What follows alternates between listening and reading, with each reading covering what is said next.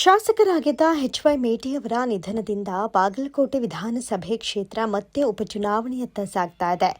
ಕಾನೂನು ಪ್ರಕಾರ 5 ತಿಂಗಳೊಳಗೆ ಉಪಚುನಾವಣೆ ನಡೆಯಲೇಬೇಕು. ಈ ಮೂಲಕ ರಾಜ್ಯದಲ್ಲಿ ಸಾರ್ವತ್ರಿಕ ಚುನಾವಣೆಗಳು ಆರಂಭವಾದ ಬಳಿಕ ಬಾಗಲಕೋಟೆ ಕ್ಷೇತ್ರ 3ನೇ ಬಾರಿಗೆ ಉಪಚುನಾವಣೆಗೆ ಸಾಕ್ಷಿಯಾಗ್ತಾ ಇದೆ ಅನ್ನೋದು ವಿಶೇಷ. ಈ ಹಿಂದೆ 2 ಬಾರಿ ಹಾಲಿ ಶಾಸಕರು ರಾಜೀನಾಮೆ ಕೊಟ್ಟ ಕಾರಣ ಉಪಚುನಾವಣೆ ನಡೆದಿತ್ತು. ಆದರೆ ಈ ಬಾರಿ ಮೊದಲ ಬಾರಿಗೆ ಶಾಸಕರ ನಿಧನವೇ ಕಾರಣವಾಗಿದ್ದು ಕ್ಷೇತ್ರದಲ್ಲಿ ಒಂದು ರೀತಿಯ ಭಾವುಕತೆ ಜೊತೆಗೆ ರಾಜಕೀಯ ಚಟುವಟಿಕೆಯೂ ಜೋರಾಗಿದೆ. ಇದರ ನಡುವೆಯೇ ಬಾಗಲಕೋಟೆ ಜಿಲ್ಲೆಯ ಇಳಕಲ್ ತಾಲೂಕಿನ ಮುರಡಿ ಗ್ರಾಮದಲ್ಲಿ ಮತದಾರರ ಪಟ್ಟಿಯ ಅಕ್ರಮ ಆರೋಪ ದೊಡ್ಡ ಸದ್ದು ಮಾಡ್ತಾ ಇದೆ. ಗ್ರಾಮಸ್ಥರು ಹೇಳುವಂತೆ ಮತಪಟ್ಟಿಯಲ್ಲಿ 18 ವರ್ಷದೊಳಗಿನ ಅಪ್ರಾಪ್ತರ ಹೆಸರುಗಳಿವೆ. 15ರಿಂದ 17 ವರ್ಷದೊಳಗಿನ 6 ಜನರ ಹೆಸರುಗಳು ಅಧಿಕೃತ ಮತದಾರರ ಪಟ್ಟಿಯಲ್ಲಿ ಸೇರಿರುವುದು ಪತ್ತೆಯಾಗಿದೆ. ಇದಲ್ಲದೆ ಕೊಪ್ಪಳ ಜಿಲ್ಲೆಯ ಕುಷ್ಟಗಿಯಿಂದ ಬಂದ 6 ಜನರ ಹೆಸರು ಕೂಡ ಮುರಡಿ ಗ್ರಾಮದಲ್ಲಿ ಮತಪಟ್ಟಿಯಲ್ಲಿ ಕಾಣಿಸಿಕೊಂಡಿದೆ. ಈ 6 ಜನರ ಹೆಸರುಗಳು ಕುಷ್ಟಗಿಯ ಮತಪಟ್ಟಿಯಲ್ಲೂ ಇದ್ದು ಅಲ್ಲಿ ಡಿಲೀಟ್ ಆಗದೆ ಇಲ್ಲಿ ಸೇರ್ಪಡೆಯಾಗಿರೋದು ಹೇಗೆ ಅನ್ನೋ ಪ್ರಶ್ನೆ ಈಗ ಸ್ಥಳೀಯರಲ್ಲಿ ಅನುಮಾನವನ್ನು ಹುಟ್ಟಿಸಿದೆ.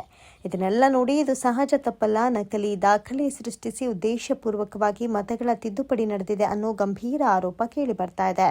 ಹುನಗುಂದ ತಾಲೂಕು ಪಂಚಾಯತ್ ಮಾಜಿ ಸದಸ್ಯರು ಸೇರಿದಂತೆ ಸ್ಥಳೀಯರು ಗ್ರಾಮ ಪಂಚಾಯತ್ ಅಧ್ಯಕ್ಷೆ ಶಾವಕ್ಕ ಅವರ ಮಗ ಶಿವಾನಂದ ಬನ್ನಿ ಮೇಲೆ ಶಂಕೆ ವ್ಯಕ್ತಪಡಿಸಿದ್ದಾರೆ.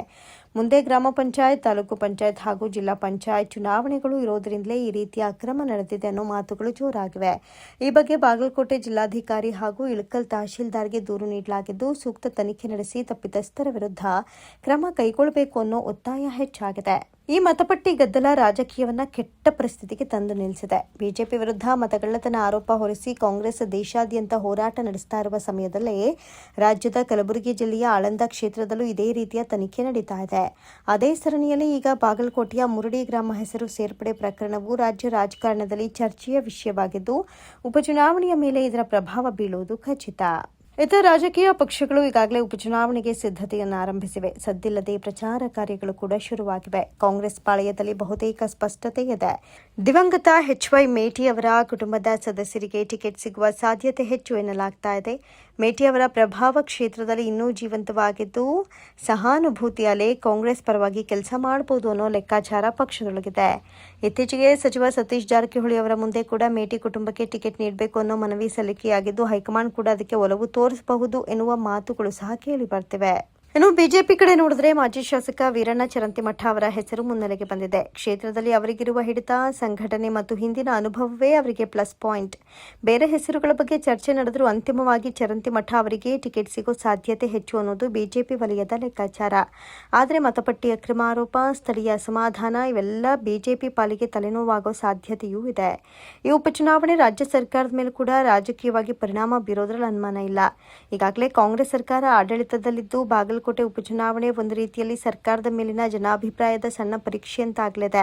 ಕಾಂಗ್ರೆಸ್ ಒಂದು ವೇಳೆ ಗೆಲುವು ಸಾಧಿಸಿದರೆ ಸರ್ಕಾರದ ಸ್ಥಿರತೆಗೆ ಮತ್ತಷ್ಟು ಬಲ ತುಂಬಿದಂಗಾಗುತ್ತೆ. ವಿರೋಧ ಪಕ್ಷ ಬಿಜೆಪಿಗೆ ಇದು ಸರ್ಕಾರದ ವಿರುದ್ಧ ಜನರ ಅಸಮಾಧಾನ ಹೊರಹಾಕುವ ಅವಕಾಶವಾಗುತ್ತೆ. ಅದರಲ್ಲೂ ಮತಪಟ್ಟಿ ಅಕ್ರಮದಂತಹ ವಿಚಾರಗಳು ದೊಡ್ಡ ಮಟ್ಟದಲ್ಲಿ ಪ್ರಚಾರಕ್ಕೆ ಬಂದರೆ ಚುನಾವಣೆಯ ದಿಕ್ಕೇ ಬದಲಾಗುವಂತಹ ಸಾಧ್ಯತೆ ಕೂಡ ಇರುತ್ತೆ. ಇನ್ನು ಮತ್ತೊಂದು ಕಡೆ ಶಾಮನೂರು ಶಿವಶಂಕರಪ್ಪ ಅವರ ನಿಧನದಿಂದ ತೆರವಾದ ದಾವಣಗೆರೆ ದಕ್ಷಿಣ ಕ್ಷೇತ್ರದಲ್ಲೂ ಉಪಚುನಾವಣೆ ಅನಿವಾರ್ಯವಾಗಿದೆ. ಅಲ್ಲಿ ಈಗಾಗಲೇ ಜಿಲ್ಲಾ ಚುನಾವಣಾ ಅಧಿಕಾರಿಗಳು ಸಿದ್ಧತೆಯನ್ನು ಆರಂಭಿಸಿದ್ದು ಬಾಗಲಕೋಟೆ ಜೊತೆಗೂಡಿ 2 ಉಪಚುನಾವಣೆಗಳು ರಾಜ್ಯ ರಾಜಕಾರಣದಲ್ಲಿ ದೊಡ್ಡ ಚರ್ಚೆಗೆ ಕಾರಣವಾಗಲಿದೆ. ಒಟ್ಟಾರೆ ನೋಡಿದರೆ ಬಾಗಲಕೋಟೆ ಉಪಚುನಾವಣೆ ಕೇವಲ ಒಂದು ಕ್ಷೇತ್ರದ ಚುನಾವಣೆ ಅಲ್ಲ. ಶಾಸಕರ ನಿಧನದಿಂದ ಉಂಟಾದ ಭಾವುಕತೆ, ಮತಪಟ್ಟಿ ಅಕ್ರಮ ಆರೋಪ, ಕಾಂಗ್ರೆಸ್ ಬಿಜೆಪಿ ನಡುವಿನ ಪ್ರತಿಷ್ಠೆಯ ಹೋರಾಟ, ಸರ್ಕಾರದ ಮೇಲಿನ ಜನಾಭಿಪ್ರಾಯ ಎಲ್ಲವೂ ಸೇರಿ ಇದು ರಾಜ್ಯ ರಾಜಕಾರಣದ ಮೇಲೆ ಪ್ರಭಾವ ಬೀರೋ ಪ್ರಮುಖ ಉಪಚುನಾವಣೆಯಾಗಿ ರೂಪುಗೊಳ್ಳುತ್ತೆ. ಜನರ ನೋಟ ಈಗ ಚುನಾವಣಾ ಆಯೋಗದ ತನಿಖೆ ಮತ್ತು ಪಕ್ಷಗಳ ಅಭ್ಯರ್ಥಿಯ ಘೋಷಣೆಗಳ ಮೇಲಿದ್ದು ಮುಂದಿನ ದಿನಗಳಲ್ಲಿ ರಾಜಕೀಯ ಬಿಸಿ ಇನ್ನಷ್ಟು ಏರೋದಂತೂ ಪಕ್ಕಾ.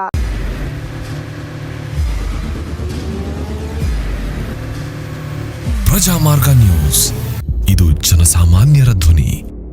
ನಮಸ್ಕಾರ. ನೀವು ನೋಡ್ತಾ ಇದ್ದೀರಾ ಪ್ರಜಾಮಾರ್ಗ ನ್ಯೂಸ್. ರಾಷ್ಟ್ರದ, ರಾಜ್ಯದ ರಾಜಕೀಯದ ಬಗ್ಗೆ ಹೆಚ್ಚಿನ ಸಿನಿಮಾ ಅಪ್ಡೇಟ್ಗಳಿಗಾಗಿ ಫಸ್ಟ್ ಲೈಕ್ ಮಾಡಿ, ಸಬ್ಸ್ಕ್ರೈಬ್ ಆಗಿ, ಹಾಗೆ ಫಾಲೋ ಕೂಡ ಮಾಡಬೇಕು.